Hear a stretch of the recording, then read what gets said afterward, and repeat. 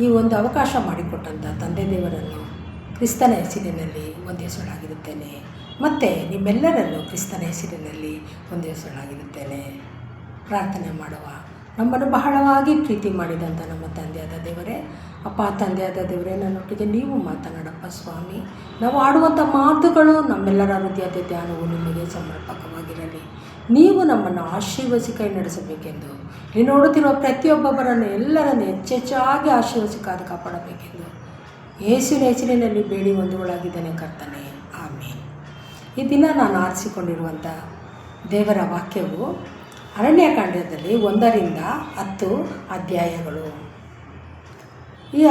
ಈ ಅಧ್ಯಾಯ ಸತ್ಯವೇದದಲ್ಲಿ ಈ ಅರಣ್ಯಕಾಂಡ 4ನೆಯ ಅಧ್ಯಾಯವಾಗಿರುತ್ತದೆ. ದೇವರು ಮೋಶೆಗೆ ಇಸ್ರಾಯೇಲರ ಪುರುಷರ ಮತ್ತು ಕುಟುಂಬಗಳ ಮತ್ತು ತಂದೆಯ ಮನೆಗಳ ಪ್ರಕಾರ ಎಣಿಸಲು ಆಜ್ಞಾಪಿಸಿದರು. ಜನಗಣತಿಯ ಉದ್ದೇಶದಿಂದ ಯಾರ್ಯಾರ ಮನೆ ಪ್ರಕಾರ ಆ ಜನಗಣತಿಗಳನ್ನು ಮಾಡಲು ಅವರನ್ನು ಮೋಶೆಗೆ ತಿಳಿಸಿದರು. ಜನಗಣತಿಯ ಉದ್ದೇಶ 20 ವರ್ಷ ಮತ್ತು ಅದಕ್ಕಿಂತ ಹೆಚ್ಚಿನ ವಯಸ್ಸಿನ ಪುರುಷರನ್ನು, ಯುದ್ಧಕ್ಕೆ ಹೋಗಬಹುದಾದವರನ್ನು ಎಣಿಕೆ ಗೋತ್ರಗಳ ಪ್ರಕಾರ ಎಣಿಸಿದರು. ಇಸ್ರಾಯೇಲಿನ 12 ಗೋತ್ರಗಳಿಂದ ಪುರುಷರನ್ನು ಎಣಿಸಲಾಯಿತು. ಪ್ರತಿ ಗೋತ್ರದ ಮುಖ್ಯಸ್ಥರು ಜನಗಣತಿಯಲ್ಲಿ ಸಹಾಯ ಮಾಡಿದರು. ಒಟ್ಟು ಜನಗಣತಿಯ ಪ್ರಕಾರ 6,03,550 ಆಗಿತ್ತು. ಲೇವಿಯರನ್ನು ಹೊರತುಪಡಿಸಿ ಲೇವಿಯರನ್ನು ಈ ಜನಗಣತಿಯಲ್ಲಿ ಸೇರಿಸಲಾಗಲಿಲ್ಲ, ಏಕೆಂದರೆ ಅವರು ಲೇವಿಯರ ದೇವಾಲಯದ ಈ ಸೇವೆಗಾಗಿ ಪ್ರತ್ಯೇಕಿಸಲ್ಪಟ್ಟಿದ್ದರು. ಈ ಅಧ್ಯಾಯವು ದೇವರ ಮತ್ತು ತಮ್ಮ ಜೀವನದಲ್ಲಿ ಸಂಘಟನೆ ಮತ್ತು ಸಿದ್ಧತೆಯ ಮಹತ್ವವನ್ನು, ದೇವರ ಆಜ್ಞೆಗಳನ್ನು ಪಾಲಿಸುವುದು ಮತ್ತು ದೇವರ ಮಾರ್ಗವನ್ನು ಅನುಸರಿಸುವುದು ಮುಖ್ಯವಾಗಿದೆ. 2ನೇ ಅಧ್ಯಾಯದಲ್ಲಿ ಇಸ್ರಾಯೇಲರಿನ ಪಾಳ್ಯದಲ್ಲಿ ಬಗ್ಗೆ ವಿವರಿಸುತ್ತದೆ. ಕರ್ತನು ಮೋಶೆಗೆ ಆರೋನನಿಗೆ ಇಸ್ರಾಯೇಲರ ಪಾಳೆಯನ್ನು ಹೇಗೆ ವ್ಯವಸ್ಥಿತಗೊಳಿಸಬೇಕು ಎಂದು ಅದರ ಬಗ್ಗೆ ಆಜ್ಞೆಯನ್ನು ನೀಡಿದನು. ಪಾಳೆಯದ ವ್ಯವಸ್ಥೆ. ಇಸ್ರಾಯೇಲರ ಪಾಳೆಯನ್ನು ದೇವಾಲಯದ ಸುತ್ತಲೂ ವ್ಯವಸ್ಥೆಗೊಳಿಸಲಾಯಿತು. ಪ್ರತಿ ಗೋತ್ರವು ತಮ್ಮದೇ ಆದ ಸ್ಥಾನವನ್ನು ಅದು ಹೊಂದಿಕೊಂಡಿತ್ತು. ಅದು ಹೊಂದಿಕೊಂಡಿತ್ತು. ಗೋತ್ರದ ಸ್ಥಾನ. ಪೂರ್ವದಲ್ಲಿ ಯೆಹೂದ್ಯರು, ಇಸ್ಸಾಕಾರ, ಜಬುಲೂನ್, ದಕ್ಷಿಣ ರೂಬೇನ್ ಸೀಮೆಯಾದ ಗಾದ್, ಪಶ್ಚಿಮದಲ್ಲಿ ಎಫ್ರಾಯಿಮ್, ಮನಸೆ, ಬೆನ್ಯಾಮೀನ್, ಉತ್ತರದಲ್ಲಿ ದಾನ್, ಆಶೇರ್, ನಫ್ತಾಲಿ. ಈ ಒಂದು ಗೋತ್ರದವರನ್ನು ಆರಿಸಿಕೊಂಡಿದ್ದರು. ಕೇಂದ್ರ ದೇವಾಲಯವು ಪಾಳೆಯದ ಮಧ್ಯದಲ್ಲಿ ಇತ್ತು ಮತ್ತು ಲೇವಿಯರು ಅದರ ಸುತ್ತಲೂ ಪಾಳೆಯನ್ನು ಹೊಂದಿದ್ದರು. ಧ್ವಜಗಳು. ಪ್ರತಿ ಗೋತ್ರಗಳು ತಮ್ಮದೇ ಆದ ಧ್ವಜವನ್ನು ಹೊಂದಿತ್ತು ಮತ್ತು ಅವರು ತಮ್ಮ ಧ್ವಜಗಳ ಅಡಿಯಲ್ಲಿ ಪಾಳೆಯನ್ನು ಹೊಂದಿದ್ದರು. ಜನರು ತಮ್ಮ ಜೀವನದಲ್ಲಿ ಸಂಘಟನೆ ಮತ್ತು ಕ್ರಮವನ್ನು ಕಾಪಾಡಿಕೊಳ್ಳಬೇಕು.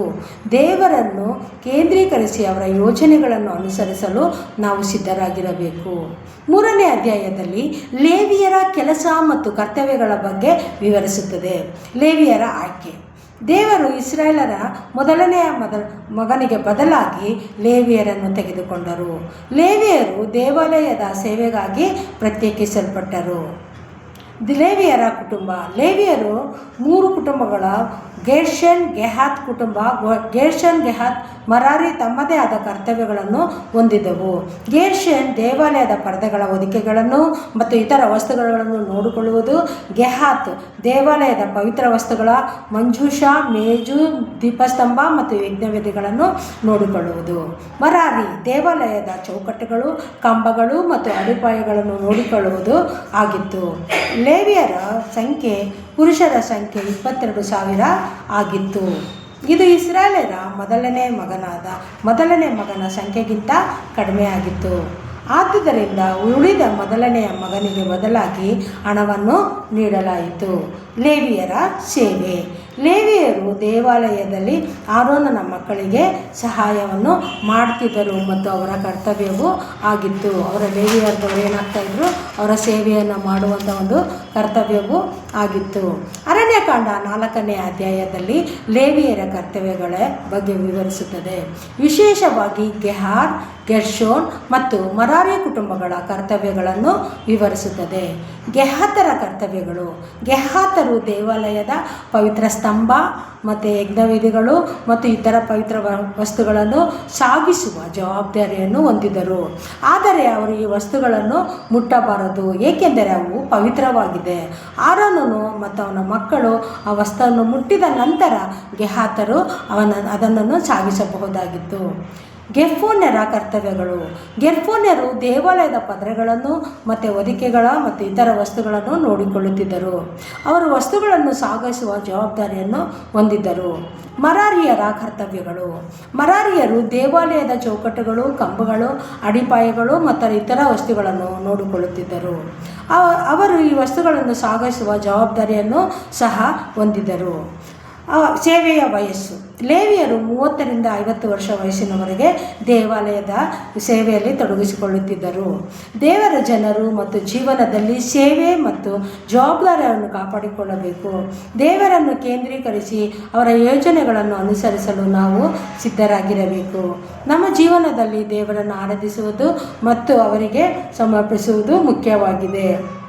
ಅರಣ್ಯಕಾಂಡ 5ನೇ ಅಧ್ಯಾಯದಲ್ಲಿ ದೇವರು ಮೋಶೆಗೆ ಇಸ್ರಾಯೇಲರ ಪಾಳೆಯವನ್ನು ಶುದ್ಧಿ ಮಾಡೋದು ಮತ್ತು ಆಜ್ಞೆಗಳನ್ನು ನೀಡಿದರು. ಪಾಳೆಯನ್ನು ಶುದ್ಧಿ ಮಾಡುವಂಥ ಆಜ್ಞೆಗಳನ್ನು ದೇವರು ನೀಡಿದರು. ಅಶುದ್ಧರನ್ನು ಹೊರಹಾಕುವುದು. ಕುಷ್ಠರೋಗಗಳು, ಸಾವಿರವಿರುವುದು, ತಪ್ಪು ಮಾಡಿದವರು ಮತ್ತು ಅವರನ್ನೆಲ್ಲ ಏನು ಮಾಡ್ತಾಯಿದ್ರು, ಪಾಳೆಯದಿಂದ ಹೊರಗೆ ಇಡಲು ಆಜ್ಞಾಪಿಸಿದರು. ತಂದೆ ದೇವರು ಈ ಆಜ್ಞೆಗಳನ್ನು ಮೋಶೆಯ ಮುಖಾಂತರ ಕೊಡ್ತಾ ಬರ್ತಾಯಿದ್ರು. ಮತ್ತು ಪಾಪದ ಪರಿಹಾರ. ಯಾರಾದರೂ ಪಾಪ ಮಾಡಿದರೆ ಅವರು ತಮ್ಮ ಪಾಪವನ್ನು ಒಪ್ಪಿಕೊಳ್ಳಬೇಕು ಮತ್ತು ಅದಕ್ಕೆ ಪರಿಹಾರವಾಗಿ ತಮ್ಮ ತಪ್ಪಿಗೆ ಪರವಾಗಿ 20% ಹೆಚ್ಚುವರಿ ಸೇವಿಸಬೇಕು. ಹಾನಿಗೊಳಗಾದ ವ್ಯಕ್ತಿಗೆ ಅಥವಾ ಕಳ್ಳತನ ಮಾಡಿರೋದು ಯಾವುದೇ ಆದ ವಸ್ತುಗಳಾದರೆ ಏನಾದರೂ ಅನ್ಯಾಯವಾಗಿ ತಗೊಂಡಿದ್ದೆ ಆದರೆ ಅದನ್ನು ತಪ್ಪನ್ನು ಒಪ್ಪಿಕೊಂಡು ಅದಕ್ಕೆ 20% ಅಷ್ಟು ಸೇರಿಸಿ ಅವರಿಗೆ ವಾಪಸ್ಸು ಕೊಡಬೇಕಾಗಿತ್ತು. ಅಸೂಯೆಯ ಪರೀಕ್ಷೆ. ಒಬ್ಬ ಪುರುಷ ತನ್ನ ಹೆಂಡತಿಯನ್ನು ಅಸೂಯೆಯಾಗಿ ನೋಡಿದರೆ, ಅವಳು ಏನಾದರೂ ತಪ್ಪಿದ್ದಸ್ಥಳು ಎಂಬುದಾಗಿದ್ದರೆ ಅವಳು ಪಾಳೆಯದಿಂದ ಹೊರಗೆ ಇಡಬೇಕು. ಅವಳು ತಪ್ಪಿದ್ದಸ್ಥಳಲ್ಲ ಎಂಬುದಾಗಿ ಗೊತ್ತಾದರೆ ಅವಳನ್ನು ಹೆಚ್ಚಾಗಿ ಪ್ರೀತಿಸಿ ಅವಳನ್ನು ಒಂದು ಒಳ್ಳೆಯ ಸ್ಥಿತಿಯಲ್ಲಿ ಅವಳನ್ನು ನೋಡಿಕೊಳ್ಳಬೇಕು. ಅಸೂಯೆಯನ್ನು ಪಡೆದಿರ ನೋಡಿಕೊಳ್ಳಬೇಕು. ಯಾಜಕರ ಬಳಿಗೆ ಕರ್ಕೊಂಡು ಬಂದು ಅವಳು ಶುದ್ಧಳಾಗಿದ್ದಾಳೆ, ಅವಳು ಶುದ್ಧಳು, ಪಾಪ ಮಾಡಲಿಲ್ಲ ಎಂಬುದಾಗಿ ಗೊತ್ತಾದರೆ ಅವಳನ್ನು ಪಾಳೆಯದಲ್ಲೇ ಇಟ್ಟುಕೊಳ್ಳಬೇಕು. ಅವಳಿಗೆ ಬೇಕಾದ ಎಲ್ಲ ಅನುಕೂಲಗಳನ್ನು ಮಾಡಿಕೊಳ್ಳಬೇಕು. ಈ ಒಂದು ದೇವರ ಮತ್ತು ಜನರ ಜೀವನದಲ್ಲಿ ಅಶುದ್ಧತೆಯನ್ನು ಕಾಪಾಡಿಕೊಳ್ಳಬೇಕು. ದೇವರನ್ನು ಕೇಂದ್ರೀಕರಿಸಿ ಅವರ ಯೋಜನೆಗಳನ್ನು ಅನುಸರಿಸಲು ನಾವು ಸಿದ್ಧರಾಗಿರಬೇಕು. ನಮ್ಮ ಜೀವನದಲ್ಲಿ ದೇವರನ್ನು ಅನುಸರಿಸುವ ಮತ್ತು ನ್ಯಾಯವನ್ನು ಕಾಪಾಡಿಕೊಳ್ಳುವುದು ಮುಖ್ಯವಾಗಿದೆ. ಈ ಅಧ್ಯಾಯವು ಇಸ್ರಾಯೇಲರ ಪಾಳೆಯದಲ್ಲಿ ಶುದ್ಧತೆಯನ್ನು ಕಾಪಾಡಿಕೊಳ್ಳುವ ಮಹತ್ವವನ್ನು ತೋರಿಸುತ್ತದೆ. ಮತ್ತು 6ನೇ ಅಧ್ಯಾಯದಲ್ಲಿ ನಾಜೀರ್ ವ್ರತದ ಬಗ್ಗೆ ವಿವರಿಸುತ್ತದೆ. ನಾಜೀರ್ ಈ ಸೇವೆ ಸಲ್ಲಿಸುತ್ತಿರುವ ಒಂದು ವ್ರತವಾಗಿರುತ್ತದೆ. ನಾಜೀರ್ ವ್ರತದ ನಿಯಮಗಳು. ನಾಜೀರ್ ವ್ರತವನ್ನು ಮಾಡುವವರು ದ್ರಾಕ್ಷಾರಸ ಮತ್ತು ಮದ್ಯಪಾನ ಮತ್ತು ದ್ರಾಕ್ಷೆಯಿಂದ ಮಾಡಿದ ಯಾವುದೇ ಪಾನೀಯಗಳನ್ನು ಕುಡಿಯಬಾರದು ಮತ್ತು ಶವವನ್ನು ಮುಟ್ಟಬಾರದು. ವ್ರತದ ಅವಧಿ. ನಾಜೀರ್ ವ್ರತವನ್ನು ಒಂದು ನಿರ್ದಿಷ್ಟ ಅವಧಿಗೆ ಮಾಡಬಹುದು. ವ್ರತದ ಅವಧಿ ಮುಗಿದ ನಂತರ ನಾಜೀರ್ ತನ್ನ ತಲೆಯನ್ನು ಕ್ಷೌರ ಮಾಡಿಕೊಳ್ಳಬೇಕು. ತಲೆಯನ್ನು ಕ್ಷೌರ ಮಾಡಿಕೊಂಡು ದೇವರಿಗೆ ಅರ್ಪಣೆಯನ್ನು ಸಲ್ಲಿಸಬೇಕು. ಅದು ಯಾವ ಅರ್ಪಣೆಗಳು ಅಂತಂದರೆ, ನಾಜೀರ್ ಅವಧಿಯ ನಂತರ ಅವನು ಆಕರ್ಷಣೀಯವಾದ ಒಂದು ಕುರಿಮರಿ ಮತ್ತು ಅರ್ಪಣೆಯಲ್ಲಿ ಒಂದು ಕುರಿಮರಿ ಮತ್ತು ರೊಟ್ಟಿಯನ್ನು ಸಹ ಅವರು ರೊಟ್ಟಿ ಮತ್ತು ಒಂದು ಕುರಿಮರಿಯನ್ನು ಏನು ಮಾಡಬೇಕು, ನಾಜೀರ್ ವ್ರತದ ಆದಮೇಲೆ ಅವರಿಗೆ ಸಮರ್ಪಿಸಬೇಕು. ಅರಣ್ಯಕಾಂಡ 4ನೇ ಅಧ್ಯಾಯದಲ್ಲಿ ಲೇವಿಯರ ಕರ್ತವ್ಯ ಬಗ್ಗೆ ವಿವರಿಸುತ್ತದೆ. ಲೇವಿಯರ ಕರ್ತವ್ಯ ಬಗ್ಗೆ ಏನು ಮಾಡಬೇಕು, ಯಾವ ರೀತಿ ಇರಬೇಕು, ಏನೇನು ಮಾಡಿಕೊಳ್ಬೇಕು ಎಂಬುದಾಗಿ ಅದು ವಿವರಿಸುತ್ತದೆ. ಮತ್ತು ಆರೋನನ ಆಶೀರ್ವಾದ. ದೇವರ ಮತ್ತು ಆರೋನನ ಮಕ್ಕಳಿಗೆ ಇಸ್ರಾಯೇಲರನ್ನು ಆಶೀರ್ವದಿಸಲು ಮತ್ತು ಆಜ್ಞಾಪಿಸಿದರು. ಈ ಆಶೀರ್ವಾದವು ದೇವರ ರಕ್ಷಣೆ, ಕೃಪೆ ಮತ್ತು ಶಾಂತಿಯನ್ನು ಒಳಗೊಂಡಿದೆ. ದೇವರ ಜನರು ತಮ್ಮ ಜೀವನದಲ್ಲಿ ದೇವರಿಗೆ ಸಮರ್ಪಿತರಾಗಲು ಮತ್ತು ಅವರಿಗೆ ಸೇವೆ ಸಲ್ಲಿಸಲು ಪ್ರಯತ್ನಿಸಬೇಕು. ದೇವರನ್ನು ಕೇಂದ್ರೀಕರಿಸಿ ಅವರ ಯೋಜನೆಗಳನ್ನು ಅನುಸರಿಸಲು ನಾವು ಸಿದ್ಧರಾಗಿರಬೇಕು. ನಮ್ಮ ಜೀವನದಲ್ಲಿ ದೇವರನ್ನು ಅನುಸರಿಸುವುದು ಮತ್ತು ಅವರ ಆಶೀರ್ವಾದಗಳನ್ನು ಪಡೆಯುವುದು ಮುಖ್ಯವಾಗಿದೆ. ಅರಣ್ಯಕಾಂಡ 7ನೇ ಅಧ್ಯಾಯದಲ್ಲಿ ಇಸ್ರಾಯೇಲರ ನಾಯಕರು ದೇವಾಲಯಕ್ಕೆ ಅರ್ಪಣೆಗಳನ್ನು ಸಲ್ಲಿಸುವ ಬಗ್ಗೆ ವಿವರಿಸುತ್ತದೆ. ಈ ಅಧ್ಯಾಯವು ಇಸ್ರಾಯೇಲರ 12 ಗೋತ್ರಗಳ ನಾಯಕರ ದೇವಾಲಯಕ್ಕೆ ಅರ್ಪಣೆ ಬಗ್ಗೆ ತಿಳಿಸುತ್ತದೆ. ನಾಯಕರ ಅರ್ಪಣೆಗಳು. ಇಸ್ರಾಯೇಲರ 12 ಗೋತ್ರಗಳ ನಾಯಕರು ದೇವಾಲಯಕ್ಕೆ ಅರ್ಪಣೆಯನ್ನು ತಂದರು. ಈ ಅರ್ಪಣೆಗಳಲ್ಲಿ ಬೆಳ್ಳಿ ತಟ್ಟೆಗಳು, ಬೆಳ್ಳಿ ಬಟ್ಟಲುಗಳು, ಚಿನ್ನದ ಚಮಚಗಳು, ಎತ್ತುಗಳು ಮತ್ತು ಕುರಿಮರಿಗಳು ಮತ್ತು ಹಾಡುಗಳು ಸೇರಿದವು. ಅರ್ಪಣೆಗಳ ವಿವರಗಳು.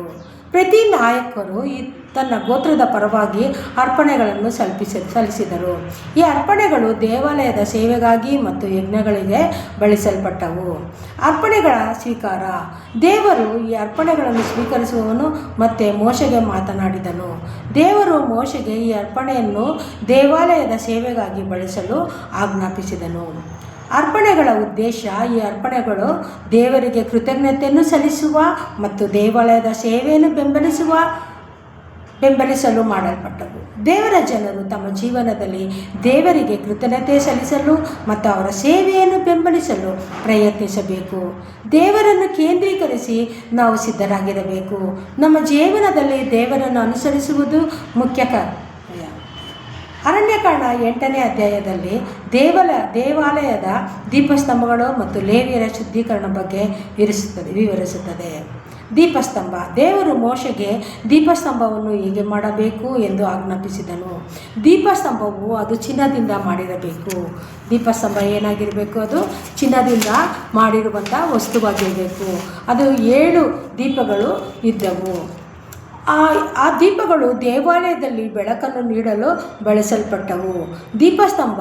ದೇವರ ಮೋಶೆಗೆ ದೀಪಸ್ತಂಭವನ್ನು ಹೇಗೆ ಶುದ್ಧೀಕರಿಸಬೇಕು, ಹೇಗೆ ಮಾಡಬೇಕೆಂಬುದಾಗಿ ಆಜ್ಞಾಪಿಸಿದರು. ಲೇವಿಯರ ಶುದ್ಧೀಕರಣ.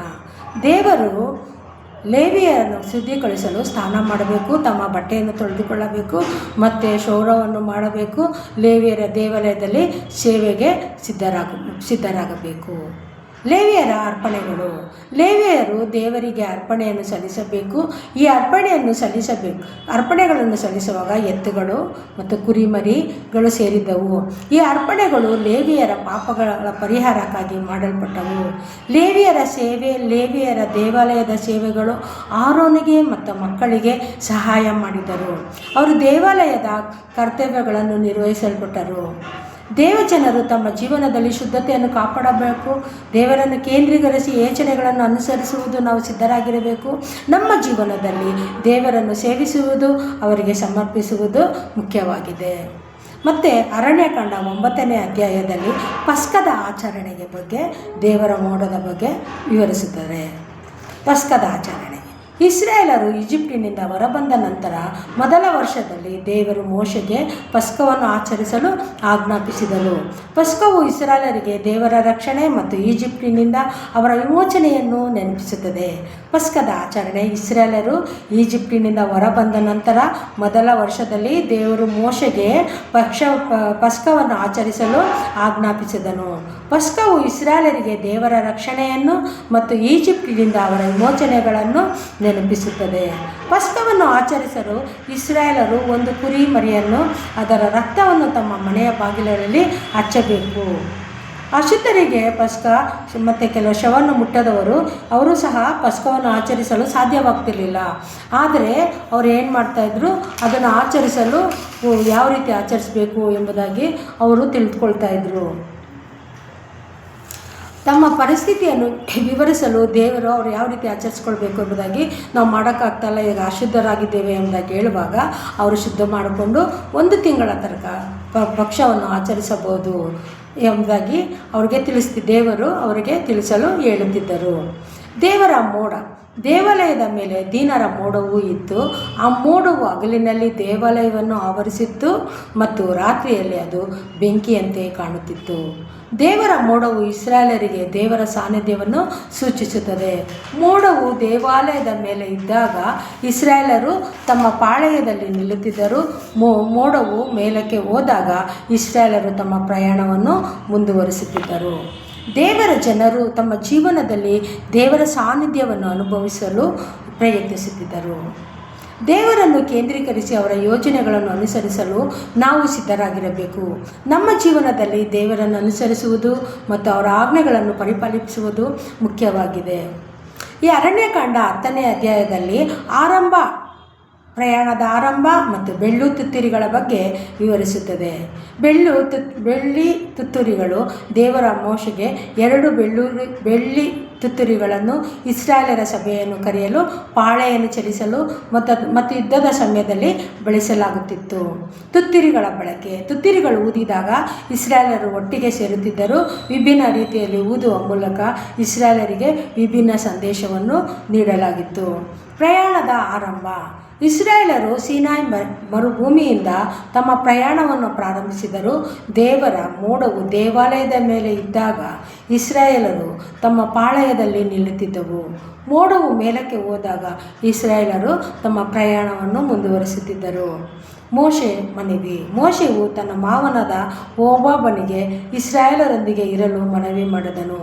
ಹೋಬಾಬನು ಇಸ್ರಾಯೇಲರಿಗೆ ಮರುಭೂಮಿಯಲ್ಲಿ ಮಾರ್ಗದರ್ಶನ ನೀಡಲು ಅವನು ಸಹಾಯಕನಾಗಿದ್ದನು. ದೇವರ ಮತ್ತು ಜನರ ತಮ್ಮ ಜೀವನದಲ್ಲಿ ದೇವರ ಮಾರ್ಗದರ್ಶನವನ್ನು ಅನುಸರಿಸುವುದು ಪ್ರಯತ್ನಿಸಬೇಕು. ದೇವರನ್ನು ಕೇಂದ್ರೀಕರಿಸಿ ಅವರ ಯೋಜನೆಗಳನ್ನು ಅನುಸರಿಸಲು ನಾವು ಸಿದ್ಧರಾಗಿರಬೇಕು. ನಮ್ಮ ಜೀವನದಲ್ಲಿ ದೇವರನ್ನು ಅನುಸರಿಸುವುದು ಮತ್ತು ಅವರ ಆಜ್ಞೆಗಳನ್ನು ಪಾಲಿಸುವುದು ಮುಖ್ಯವಾಗಿದೆ. ಈ ಎಲ್ಲ ಅಧ್ಯಾಯವು ಇಸ್ರಾಯೇಲರ ಪ್ರಯಾಣದ ಆರಂಭ ಮತ್ತು ಬೆಳ್ಳಿ ಮತ್ತು ತುತ್ತೂರಿಗಳ ಬಗ್ಗೆ ವಿವರಿಸುತ್ತದೆ ಮತ್ತು ದೇವಜನರಿಗೆ ಅವರ ಜೀವನದಲ್ಲಿ ದೇವರನ್ನು ಅನುಸರಿಸುವ ಮಹತ್ವವನ್ನು ಒತ್ತಿ ಹೇಳುತ್ತದೆ. ದೇವರನ್ನು ಅನುಸರಿಸುವ ಮಹತ್ವವನ್ನು ಒತ್ತಿ ಹೇಳುತ್ತದೆ. ಕರ್ತನು ತಾನೇ ಈ ವಾಕ್ಯಗಳನ್ನು ಆಶೀರ್ವದಿಸಲಿ. ಪ್ರಾರ್ಥನೆ ಮಾಡುವ. ಹೌದು ಸ್ವಾಮಿ, ಮಾರ್ಗದರ್ಶನಗಳನ್ನು ನೀಡುವುದು ಯಾವ ರೀತಿಯಲ್ಲಿ ಶುದ್ಧತೆಯನ್ನು ಮಾಡಿಕೊಳ್ಳುವುದಾಗಿ ನಾವು ಅರಣ್ಯಕಾಂಡದಲ್ಲಿ ಕಲಿತಂತೆ ಮುಂಬರುವ ದಿನಗಳಲ್ಲೂ ಸಹ ಇನ್ನೂ ಹೊಸ ಯೋಜನೆಗಳನ್ನು ಕಲಿತುಕೊಂಡು ನಾವು ಸಹ ಯಾವ ರೀತಿಯಲ್ಲಿ ಶುದ್ಧರಾಗಿರಬೇಕೆಂಬುದಾಗಿ ತಿಳಿದುಕೊಳ್ಳಬೇಕೆಂದು ನಮ್ಮೆಲ್ಲರನ್ನು ಆಶೀರ್ವದಿಸಿ ಕಾಪಾಡಬೇಕೆಂದು ಯೇಸುವಿನ ಹೆಸರಿನಲ್ಲಿ ಬೇಡಿ ಒಂದೊಳಗಿದ್ದೇನೆ ಕರ್ತನೆ. ಆಮೆನ್.